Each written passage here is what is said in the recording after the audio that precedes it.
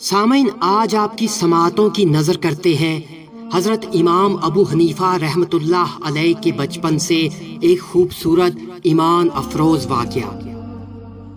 گئے وقتوں کی بات ہے، کسی بازار میں ایک غیر مسلم شخص آ کر اونچی جگہ پر کھڑا ہو کر مسلمانوں کو للکارا کرتا تھا۔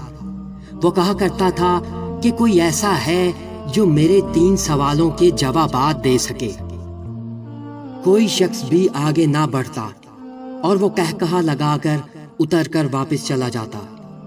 ایک روز جب وہ اسی طرح چیلنج دینے لگا تو وہاں نعمان نامی ایک بچہ آگے بڑھا اور اللہ کا نام لے کر رعبدار آواز میں بولا، میں تمہارے سوالوں کا جواب دوں گا۔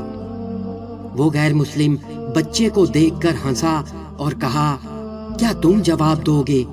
بچہ بولا، جی ہاں، میں جواب دوں گا۔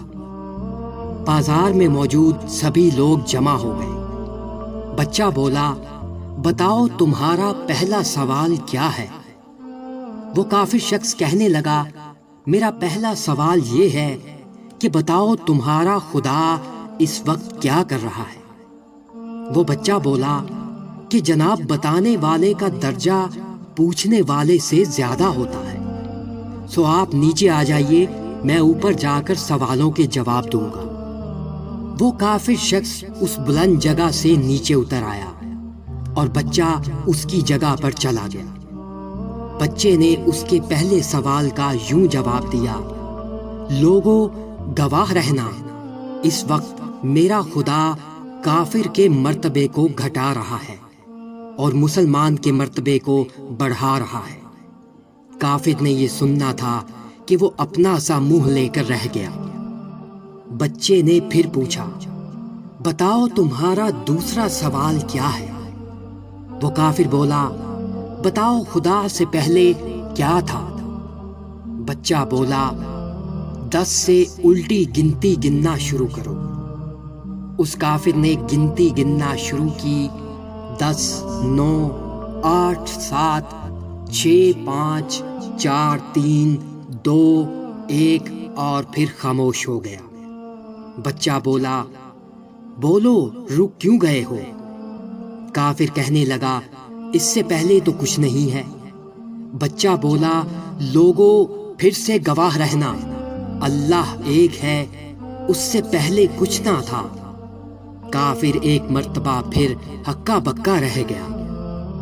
اس کافر نے اپنا تیسرا اور آخری سوال پوچھا، بتاؤ خدا کا منہ کس طرف ہے؟ بچے نے سوچ کر کہا کہ ایک موم بتی لاؤ۔ موم بتی روشن کرنے کے بعد بچے نے کہا، بتاؤ روشنی کس طرف ہے؟ کافر کہنے لگا کہ یہ تو چاروں طرف ہے۔ بچے نے کہا، لوگوں گواہ رہنا، اللہ ایک نور ہے اور وہ بھی چاروں طرف پھیلا ہوا ہے۔ کافر سخت شرمندہ ہوا، وہ ایک بچے کے ہاتھوں شکست کھا چکا تھا۔ یہ بچہ بڑا ہو کر اس وقت کا سب سے بڑا امام بنا، جسے دنیا امام ابو حنیفہ رحمۃ اللہ علیہ کے نام سے جانتی ہے۔